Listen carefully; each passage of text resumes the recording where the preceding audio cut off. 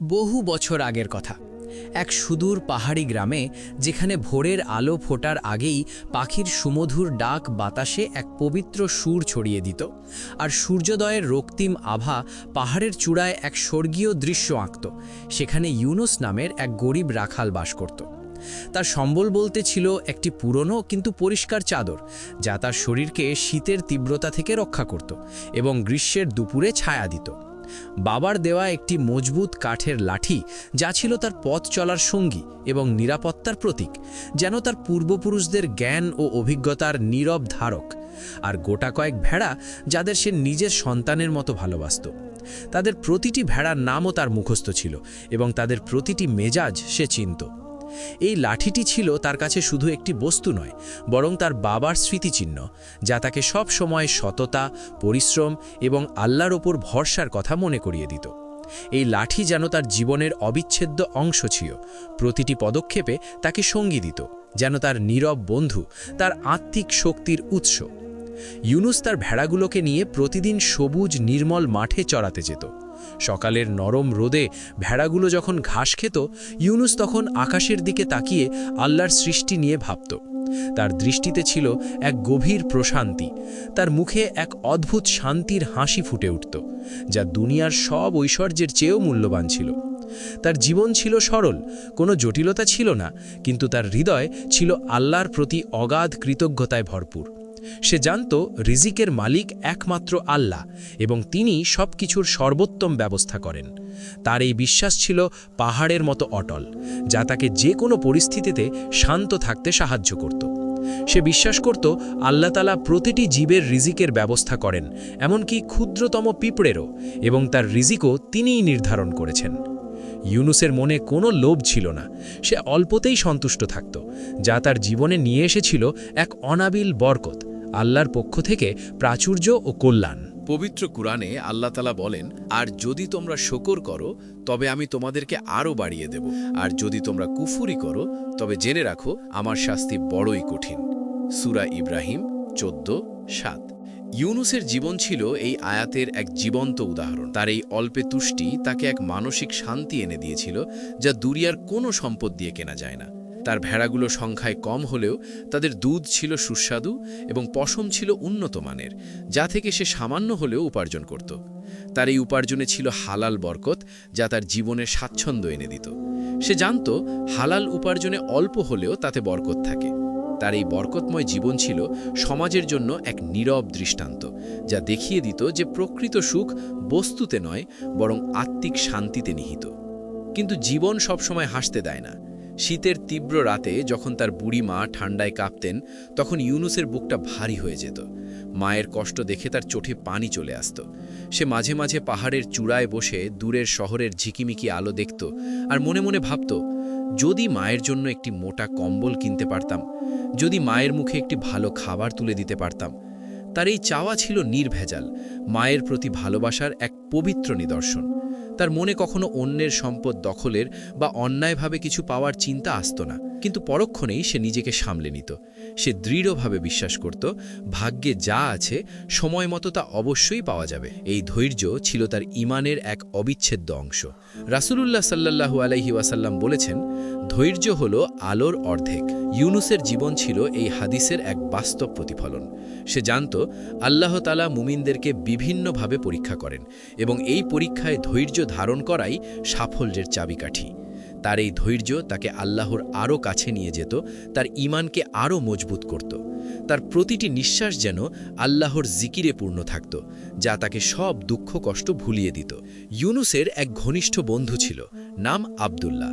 সে ছিল একজন সৎ ও জ্ঞানী কাঠুরে। আব্দুল্লাহ প্রায়ই ইউনুসের সাথে পাহাড়ের নির্জন স্থানে বসে গল্প করত, জীবনের দর্শন নিয়ে আলোচনা করত। আব্দুল্লাহর কথায় ছিল গভীর প্রজ্ঞা, যা ইউনুসের সরল মনে আরও শান্তি এনে দিত। আব্দুল্লাহ ইউনুসের ঈমান ও ধৈর্যের প্রশংসা করত এবং তাকে আল্লাহর পথে অবিচল থাকতে উৎসাহ দিত।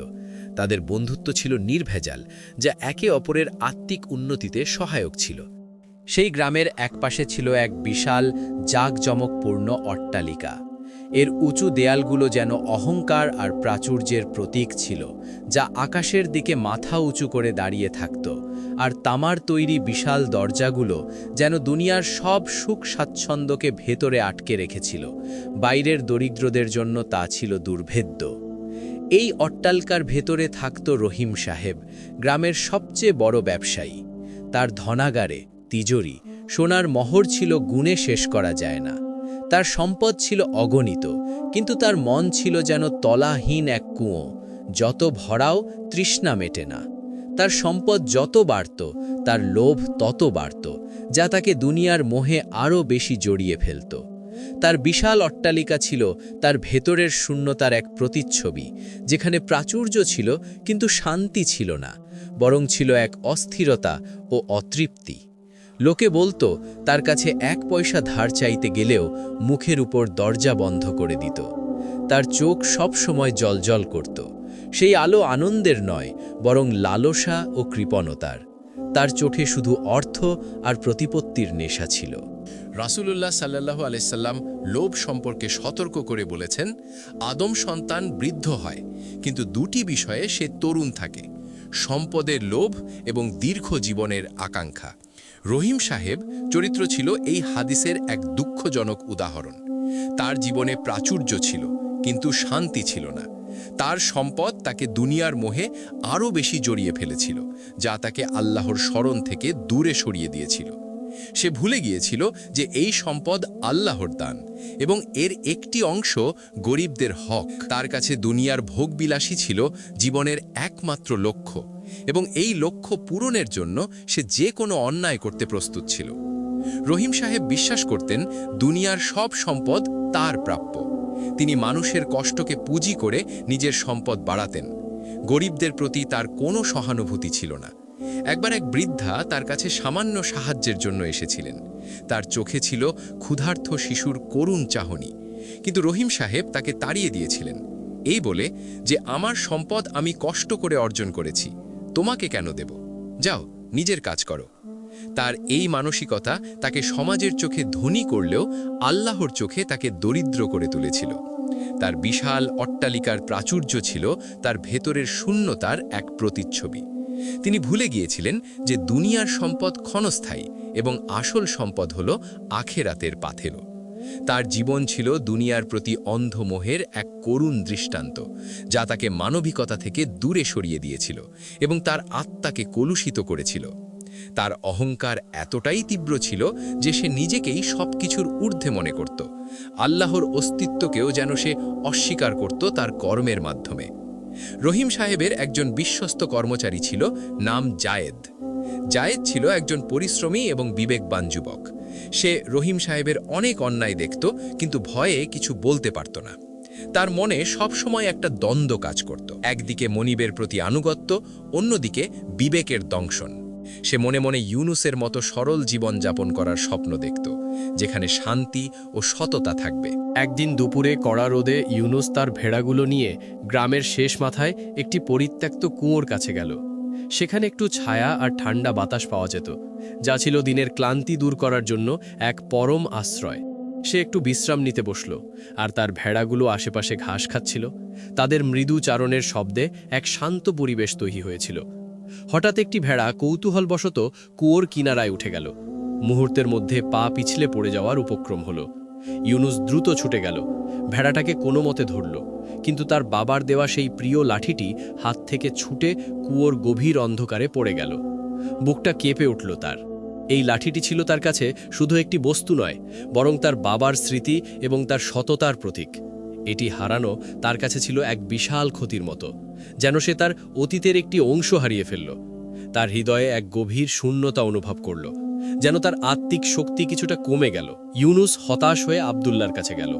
আব্দুল্লাহ সব শুনে বলল, বন্ধু, লাঠি হারানো দুঃখজনক, কিন্তু তোমার ঈমান হারানো তার চেয়েও বেশি দুঃখজনক। আল্লাহ ধৈর্যশীলদের সাথে আছেন। তুমি চেষ্টা করো, আল্লাহ অবশ্যই তোমাকে সাহায্য করবেন।